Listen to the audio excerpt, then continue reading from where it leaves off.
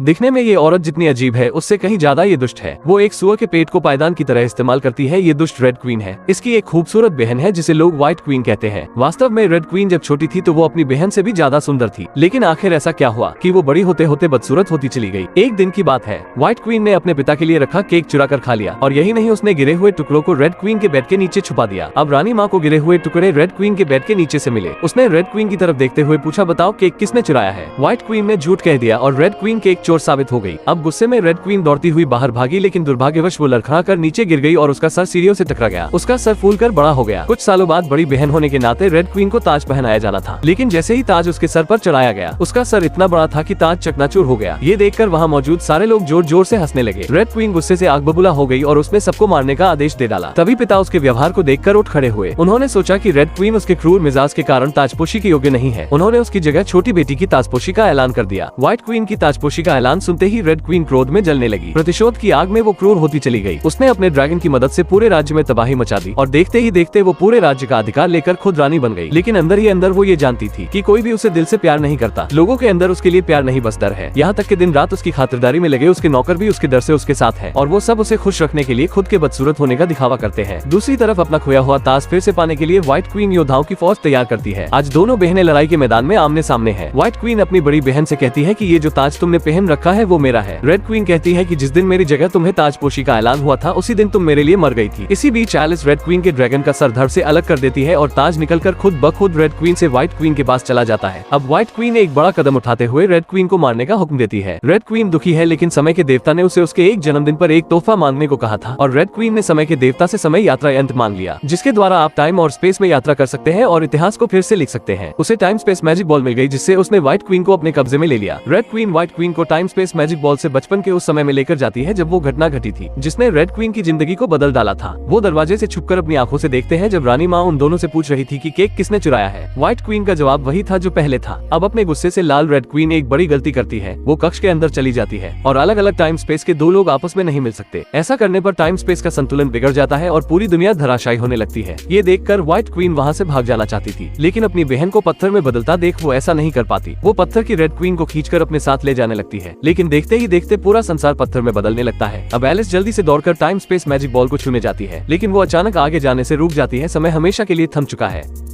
शून्यता व्याप्त हो ही गई थी कि सौभाग्यवश टाइम स्पेस मैजिक बॉल से एकदम से एक ऊर्जा उत्पन्न होती है, जिससे पुनः समय अपनी वास्तविक स्थिति में लौट आता है। रेड क्वीन जाग जाती है। व्हाइट क्वीन खुशी से अपनी बड़ी बहन के हाथों को थाम लेती है। ये सब होने के बाद उसे अपनी गलती का एहसास हो चुका है। वो अपनी दुखी बहन को दुख से देखती है। वो उससे कहती है कि हाँ दीदी, मैंने ही केक चुराया, फिर झूठ बोलकर तुम्हें फंसाया था। मुझे माँ से सच कहना चाहिए था। मैं इस बात के लिए बहुत दुखी हूँ। दोनों के बीच की लड़ाई इसी क्षण खत्म हो चुकी है। यूँ तो रेड क्वीन बहुत क्रूर थी, लेकिन उसने दोनों के बीच इतने मतभेद होने के बाद भी कभी भी व्हाइट क्वीन को नुकसान नहीं पहुंचाया था। आज दोनों को ही अपनी गलतियों का एहसास हो चुका है। अब दोनों बहनें एक दूसरे को गले से लगा लेती हैं। सच है, कभी कभी सिर्फ एक झूठ या एक गुस्से में उठाया गया एक कदम हमारी जिंदगी को तबाह करने के लिए काफी होता है।